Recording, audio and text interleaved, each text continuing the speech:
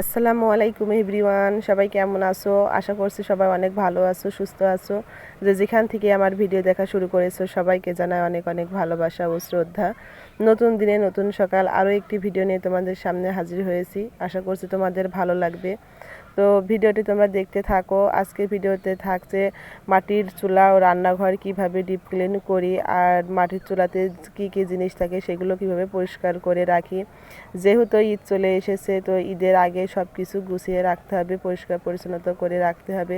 তো সব কিছু আজকে এই ভিডিওতে থাকবে। এই দেখো সকাল সকাল ঘুম থেকে উঠে শুরু করেছি উঠান ঝাড়ু দেওয়া।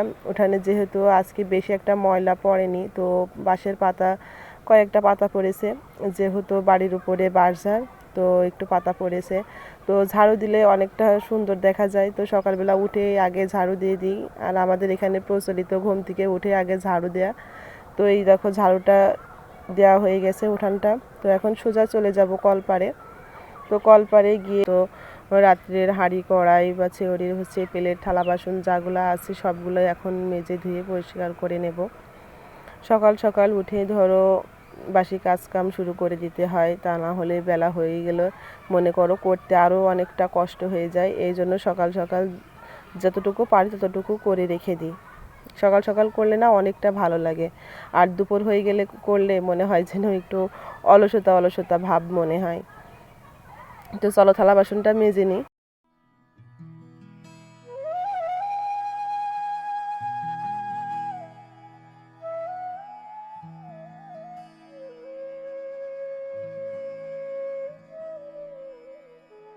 থালা বাসনগুলো মেজে ঘরে রেখে আসলাম, আর এই দেখো এক গাদা জামা কাপড় নিয়ে চলে এসেছি। তো ঈদের আগে যেহেতু ঘরের সমস্ত সব কিছু ধরো কাচাকুচি করে পরিষ্কার করতে হয়, এটা আবার আমাদের এখানে নিয়ম বা সবাই করে। আর যেখানে শ্বশুর শাশুড়ি মনে করো আগের বয়সে আছে সেখানে তো করতে হবে, কোনো জিনিস ধরো রেখে দেওয়া যাবে না।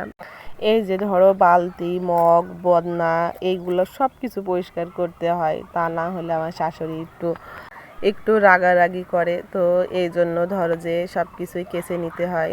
তো আজকে আর বিছানা চাদর টাদরগুলো কিছু কাচবো না।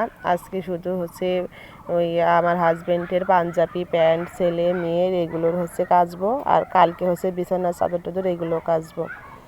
তো ওই দেখো কাপড় চোপড়গুলো ভিজিয়ে নিয়েছি, নিয়ে আজকে একটু গামলার ভিতর কাচবো। গামলার ভিতর কাচলে না একটু ভালো হয়, ময়লা পানিগুলো সহজে মনে হয় যেন বের করে দেওয়া যায়। তো চলো কাপড় চোপড়গুলো কেচে নিই।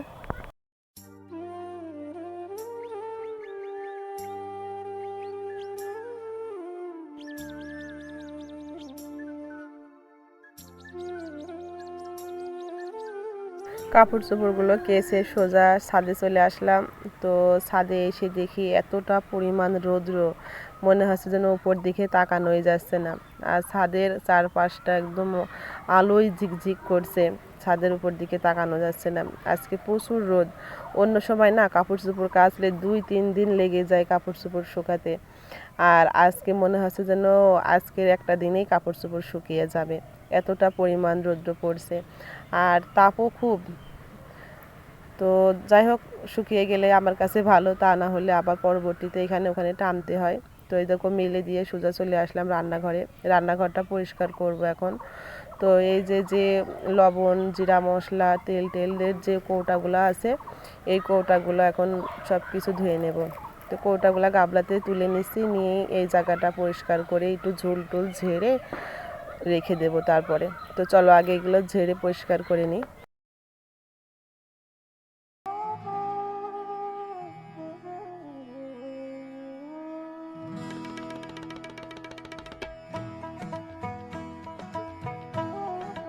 যে কালি টালি ঝেড়ে ঝাড়ু টাড়ু দেওয়া হয়ে গেছে, এখন কৌটাগুলো হুইল পাউডার দিয়ে সবগুলো ধুয়ে নেব। যেহেতু চুলাতে রান্না করা হয় তো কালি পরে ধরো কয়েকটা দিনও যায় না, 6 দিন কি 7 দিন মতো যায়, তারপরে আবার নোংরা হয়ে যায়। তো যেহেতু একা হাতে করি তাও একটু বেশি দিনই যায়, আর যদি 2-3টা হাতে রান্না করা হয় তাহলে মনে করো একটু দেরি হয়। তো একা হাতে যেহেতু করি একটু ময়লাটা একটু কমই ধরে।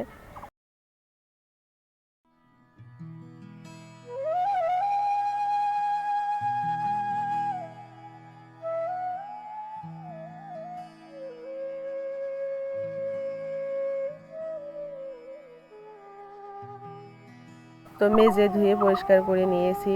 এখন যার যার জায়গায় সেটা সেট করে নেব, তাহলে খুঁজতে ধরো অনেকটা সুবিধা হবে। রান্না করার সময় আর কোনো ঝামেলা থাকবে না, তখন তাড়াতাড়ি হাতের কাছে পেয়ে যাব।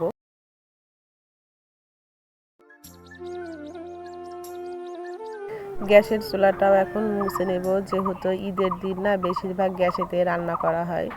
আর এ দেখো এই দিনকে কী হয়েছে, গ্যাসের উপর তরকারি দিয়ে আমি রুমে গিয়েছি, আর আমার ছেলে দেখো এমনভাবে তরকারি নেড়েছে, চারপাশ ফেলে দিয়েছে। তো গ্যাসটাও দেখতে একদম বিচ্ছিরি লাগছে। তো এটা এখন মুছে নেব, যেহেতু এটার প্রয়োজন বেশি থাকে সব সময়। এটা আগে হুইল পাউডার দিয়ে ধুয়ে নিয়েছি, নিয়ে তারপরে শুকনা কাপড় দিয়ে মুছে এখন এটা রেখে দেব। তো আবার রান্নাঘরের সব কাজ কমপ্লিট। চলো আমার মাটির রান্নাঘর কেমন করে পরিষ্কার করা হয়েছে তোমরা সবাই দেখো, আর কেমনভাবে গুছিয়ে রেখেছি তোমরা সেটাও দেখো। আমার যেমন আছে আমি সেটাতেই তেমনভাবে রেখে দিয়েছি। তো এই দেখো আমার পুরোটা রান্নাঘর। এটা হচ্ছে দুপুরের ভিডিও। তো আজকে আমি আর বিছানাটা গুছাইনি, আমার মেয়ে গুছিয়েছে। গুছিয়ে একটু ভাত ছিল সকালের, তো সেই ভাত হচ্ছে মেয়ে আর ছেলে দুজন ভাগাভাগি করে খেয়ে নিল। তো আমি মেয়েকে বললাম তুমি হচ্ছে ভাইকে একটু ভাত খাওয়া দাও, তো হচ্ছে ভাইকে একটু ভাত খাওয়া দিল। দেওয়ার পরে আবার বিছানাটা একটু নোংরা করেছে, তো মেয়ে আবার বলছে আম্মু আমি এটা ঝেড়ে দিই। আমার মেয়ে বেশিরভাগ বিছানাটা গুছায় আর একটু থালা বাসনটা ধুয়ে দেয় মাঝে মাঝে। আবার একটু তরি তরকারিও ধরো হাতে কেটে দেয়, একটু কাজ করে দেয় আমার হাতে। তো দুপুরে সব কাজ করে নিয়েছি, নিয়ে এই দেখো গোসল করে রুমে আসলাম। আর ছেলে মেয়ে অনেকক্ষণ আগে ওরা গোসল করেছে, করে ওদের ভাত টাত খাওয়া কমপ্লিট।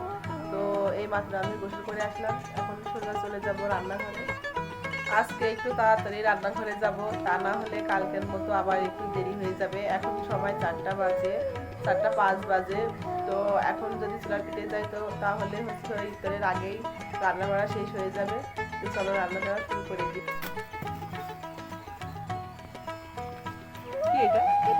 হ্যাঁ এটা কি? হ্যাঁ করল্লা বলো, করল্লা। করল্লা কি হবে? করল্লা রান্না হবে। রান্নাঘরে আসলাম, রান্নাঘরেই দেখো করল্লা নিয়ে এসেছি, এখন এটা চুচড়ি করব।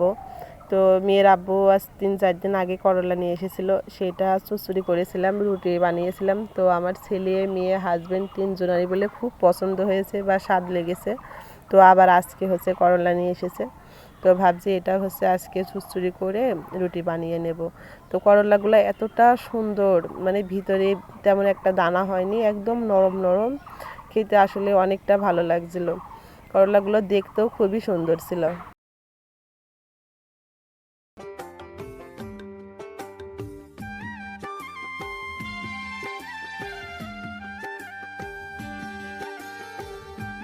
তো এই দেখো আমি আর আমার মেয়ে রান্না বাড়া শুরু করে দিয়েছি। তো করলা চুচড়ি করব আর হচ্ছে ডাল রান্না করব। তো মেয়েকে বললাম একটু পেঁয়াজ রসুন আর ঝালটা চিড়ে দাও, তাহলে প্রেসারে হচ্ছে গ্যাসে ডালটা দিয়ে দিলে একটু তাড়াতাড়ি হয়ে যাবে। তো চলো রান্না বাড়া শেষ করি।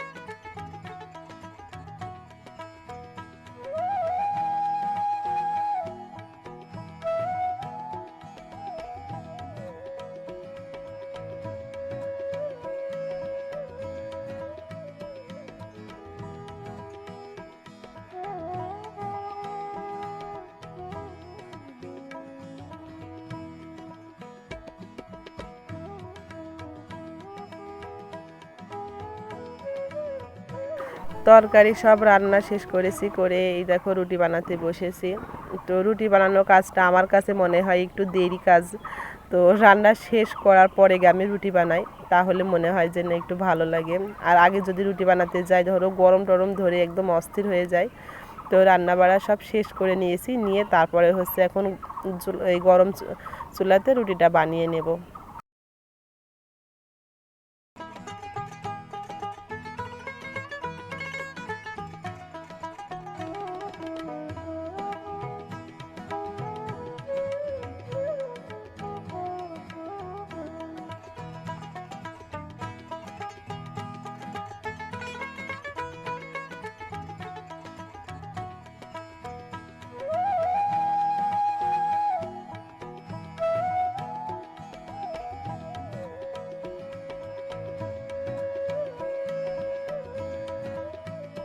রান্না বাড়া সব কমপ্লিট, এখন সোজা রুমে চলে আসলাম ইফতারি গোছানোর জন্য। তো ইফতারিতে বাড়তি কোনো কিছু নেই, এই রুটি, ডাল আর করলা, তরমুজ বা হচ্ছে আর ইফতারি কিনে নিয়ে এসেছে বুনবুনি, আমরা বুনবুনি বলে থাকি বা বুন্দিয়া, যাই হোক। আর হচ্ছে চপ, পেঁয়াজি, ছোলা এগুলোই কিনে এনেছে। আর ক্ষীর খেজুর বাড়িতে ছিল, আর স্যালাইন গুলিয়েছি ট্যাং দিয়ে। চলো এগুলো রেডি করে নিই।